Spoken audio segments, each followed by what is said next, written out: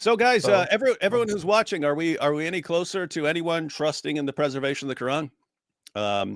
Again, the main issue, ladies and gentlemen, is for decades, Muslim scholars and popular da'is in their talks and lectures and in their books, their apologetics books and so on, their Dawah books, claimed perfect dot for dot, letter for letter preservation of the Quran. They claimed it was a miracle. They claimed that there's not one letter of difference between any two Qurans ever. They were claiming that.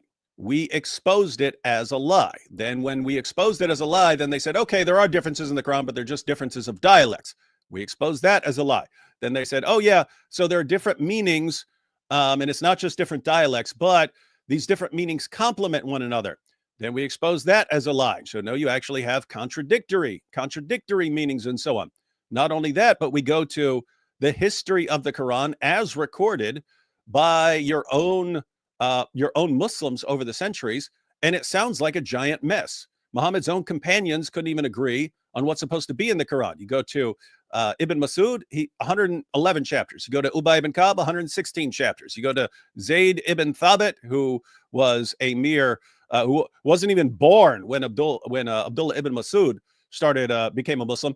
And this is the guy who decides, no, it's 114 chapters.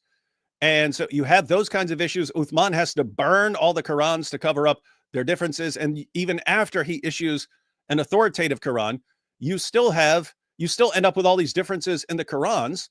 And so Muslims have to decide, hey, we've got all these different Qurans with all these differences in it. Who are we going to listen to? You eventually get to the Ottoman Empire, they're in charge. Their favorite version is the Hafs Quran. And we look at Hafs, and Hafs is regarded as a liar who can't be trusted if he tells you something that Muhammad said. And yet the vast majority of Muslims today all trust him with preserving the Quran, even though the guy was a known liar. So we're pointing this out. And again, the main issue is just how do you keep going back to the exact same liars who just lied to you? It's like Islam is the opposite of the boy who cried wolf story. The more the little boy comes out and screams wolf and he's lying, the more they trust him. Like guys, that's the idea behind the boy who cried wolf story. A little kid's bored. He's supposed to watch the sheep.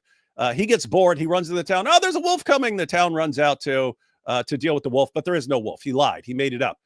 And he does this a couple times until, guess what? There's an actual wolf that shows up. The kid warns the people. They don't listen to him anymore because they don't trust him. What's that mean? It means for normal human beings, if you lie several times, the more you lie, the more people are going to stop trusting you. Not going to trust you if you keep lying. Somehow in Dawah, it's the exact opposite. The more you lie, the more the ummah will trust you. The more lies you tell, the more the ummah will trust you. And you tell a lie and you spread this lie for years until the lie gets exposed.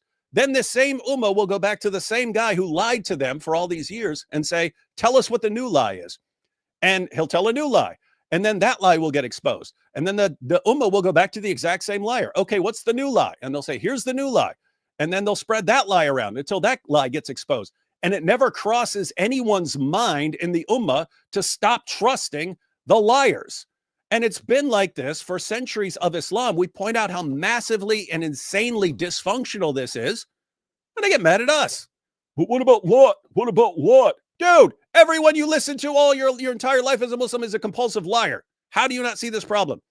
And even with the Quran, we trust the Hafs Quran. Okay, Hafs is a liar. And the bigger a liar he is, the more you trust it. What is this religion, man? It's like opposite world.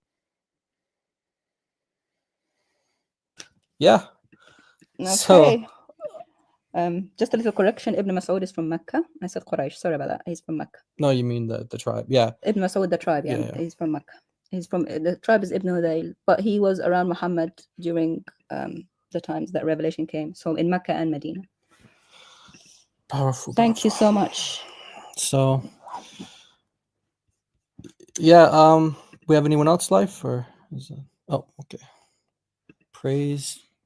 Okay. Welcome, Praise. Hi, how are you guys? Yeah, we're good. How are you? I'm good. I got a genuine question. So Is it you on got, topic? I mean, what's the topic actually? What's the topic? Yeah, I love that one. And actually, forgive me. Yeah, the topic was about preservation of the Quran. So if you heard something that we said and like the past discussion or whenever you came and joined in, if you want to ask about that or talk about that. Well, Mr. Dizzle's son was referring to Muslims as liars. There's Actually, plenty we of were talking about there's your plenty father of called Christians Hafsa. that are, No, it's talking about the Dawah guys. But I was what I was referring to is how the Ummah just doesn't seem to have a problem when these guys lie. And of course, anyone in the Ummah would say, of course we don't love liars and so on. I'm saying that your actions show the exact opposite. If your Dawah guys and your Muslim scholars spend years telling you perfect dot for dot, letter for letter preservation, we know they know that's a lie. We know they know that's a lie. Any scholar, any expert would know that that is a lie. And yet that is what they told you the guys. Muslim community. God, And then when that lie gets exposed, they go to exactly the same guy and say, okay, what are we supposed to say now? And they say, oh yeah, there are differences, but it's just dialects. And then they'll spread that lie. It's not just dialects. And then they'll say, oh yeah, but the meanings all complement each other. No, they don't. You end up with contradictions. And so the point is, everything they say is a lie. And then it's not just the perfect preservation. It's the scientific miracles. It's all kinds of issues. Every issue we brought up for years, Muhammad and Aisha, we were called liars by Muslim scholars and Dawah guys. And yet they were the ones who were lying all the time. And show me a popular Dawah guy who is not a compulsive liar. I don't think you can. I mean, that's in every religion. You have liars in every religion. You got but first of all, people that are saying no. How is the gospel? Take any Christian apologist right now. That Christian apologist gets something wrong, he will get called out. He will get called out by Christians. Christians will say, fix that. If he gets exposed, not just for being wrong about something, but for lying, he's going to have to really, really make people understand why he lied. And we are not going to believe him until somehow he redeems himself. But we're not going to, it's not just going to be, oh yeah, I lied to you. Now let me move on to the next lie.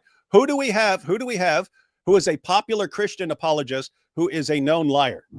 God Logic. Logic. I'd block him for that, man. I'd block him for disrespecting God Logic. God Logic isn't even here. What's the Injil?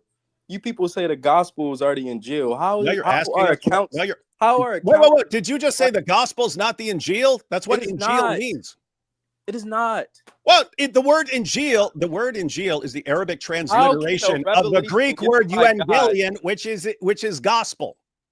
You telling me that accounts of Jesus's life is what God revealed to Jesus? That doesn't make sense.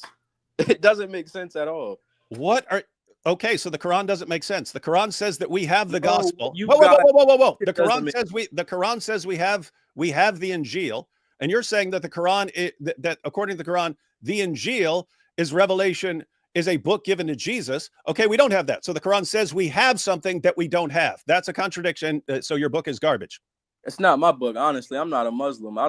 Your name is praise be to Allah. Hey, no. Hey, we said this was honestly call-in show for Muslims. I believe all of you are just blatant lies just to get attention. Life, this guy. We said this for Muslims. He comes in with praise be to Allah, and then it turns out he's not a Muslim. La la la la la. There we go. What is this? We couldn't find.